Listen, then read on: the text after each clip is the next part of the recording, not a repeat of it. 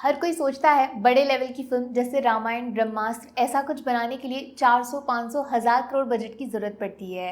लेकिन पहले महाअवतार नरसिम्हा ने सिर्फ 15 करोड़ में इस गलतफहमी को दूर कर दिया। एक टोटली एनिमेटेड फिल्म से इंडिया के थिएटर्स को हाउसफुल कर दिया। और अब आई है एक मराठी फिल्म। इस बार खर्चा सिर्फ 4 करोड़ का हुआ है, लेकिन हैरान करने वाली बात यह है इस फिल्म में भगवान विष्णु के 10 अवतार दिखाए गए हैं। जी हाँ, यही है फिल्म का नाम, दशावतार, जो बड़े बड़े फिल्म मेकर्स को सिखाती है अगर इरादा पक्का है और कहानी सच्ची है तो फिल्म को बजट की नहीं सिर्फ पब्लिक की जरूरत पड़ती है। फिल्म का एक पोस्टर भी काफी वायरल हुआ है। अगर सोशल मीडिया चलाते हो आप तो कम से कम एक बार तो पक्का देखा होगा, लेकिन इसके पीछे की कहानी आपके होश उड़ा देगी। एक बात यहाँ पे क्लियर कर देती हूँ, दशावतार एक टोटली डिवाइन फिल्म नहीं है, बल्कि आज के जमाने में सेट एक रिवेंज थ्रिलर है, बदले की कहानी। लेकिन ये बदला कोई और नहीं, भगवान विष्णु के 10 अवतार लेंगे जो एक सस्पेंस थ्रिलर फिल्म को डिवाइन सिनेमा की शक्ल देंगे। कहानी लिखी गई है एक थिएटर आर्टिस्ट के बारे में जो एक छोटे से गाँव के मामूली से घर में अपने बेटे के साथ रहते हैं। पैसा कम है, खुशियां ज्यादा, लेकिन ये मामूली से बहुत खास बन जाते हैं जब जब स्टेज पे चढ़कर भगवान विष्णु के 10 अवतार की कहानी गांव के लोगों को सुनाते हैं। हर कोई हिप्नोटाइज सा हो जाता है, जैसे मानो खुद भगवान धरती पे उतर आए हों और अपने बच्चों से खुद को मिलवा रहे हों। उस वक्त जो स्टेज पे होता है वो सिर्फ एक मामूली इंसान नहीं हो सकता,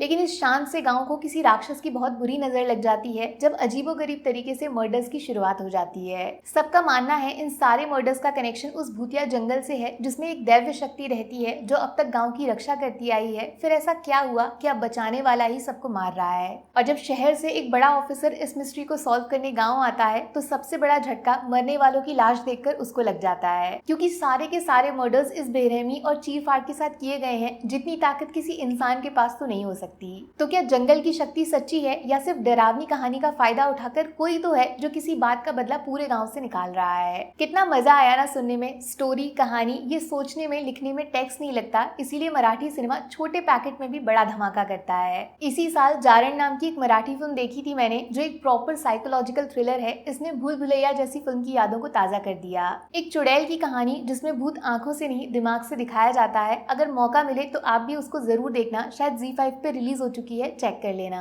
हाँ, तो बेसिक शब्दों में बोला जाए, दशावतार का कॉन्सेप्ट थोड़ा बहुत कांतारा से जरूर मिलता जुलता है। अगर आप नेचर से खिलवाड़ करोगे तो नेचर आपको खिलौना बना देगा, लेकिन कांतारा की तरह ये मराठी फिल्म बड़े सेट्स, बड़े एक्शन की जगह सिर्फ कहानी पे फोकस करना चाहती है। स्टोरी के रास्ते आपको इमोशनली फिल्म से जोड़ना चाहती है। रियल लाइफ कोंकण कल्चर से सिनेमा को उठाया है, इसीलिए महाराष्ट्र के लोग फिल्म को उस तरीके से समझ पाएंगे जो शायद मैं और आप फील नहीं कर सकते।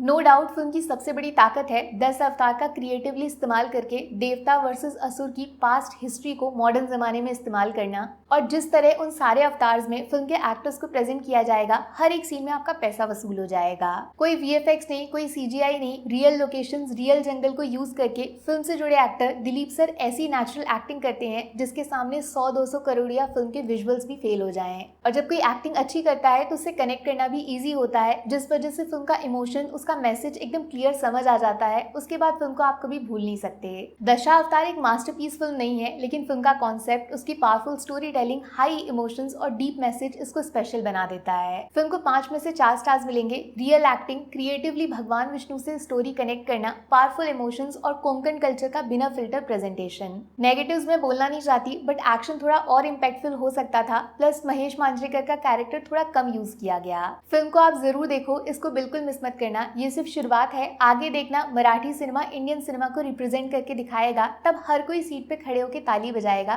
प्रैक्टिस कर लो। Take care, bye bye.